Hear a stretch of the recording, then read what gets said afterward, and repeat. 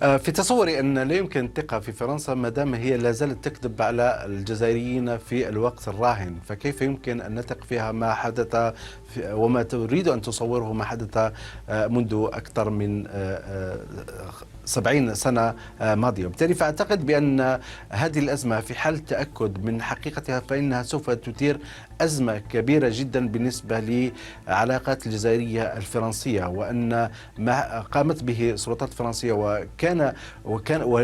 وإذا كانت فعلا هي على علم بأن هذه الجماجم، السلطات السياسية تقول بأن هؤلاء الجماجم ليسوا مقاومين جزائريين، فأعتقد بأن أزمة أخرى تكون أكثر من سابقتها التي شاهدناها العام الماضي تحدث في العلاقات الجزائرية الفرنسية، وأن لا مستقبل للعلاقات الاقتصادية ما لم يتم الإجابة بشكل صريح على هذه المشكلة أولا. Tués pendant la conquête coloniale.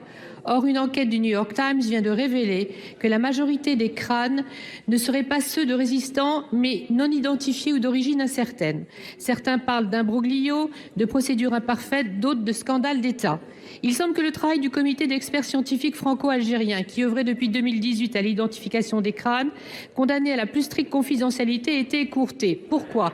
Comment ce geste hautement symbolique de réconciliation, que nous ne contestons nullement sur le fond, mais sur la forme, le gouvernement ayant décidé seul d'une convention de dépôt et non d'un acte législatif de restitution, tout en revendiquant l'appellation.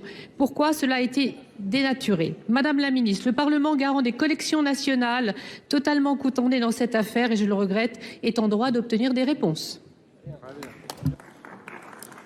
Je voulais vous apporter quelques précisions sur le cas des crânes algériens qui ont été déposés et non pas restitués. En effet, les autorités françaises et algériennes ont mis en place en décembre 2017 un comité mixte qui était chargé d'identifier formellement ces restes humains dans les réserves du Muséum national d'histoire naturelle.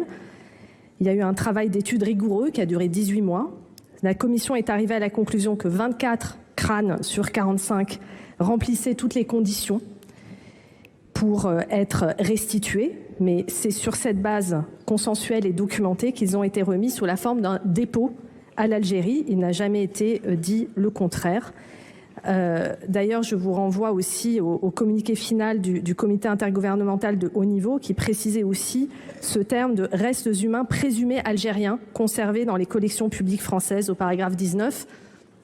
Donc on avait pris toutes les précautions nécessaires sur ce sujet. Tués pendant la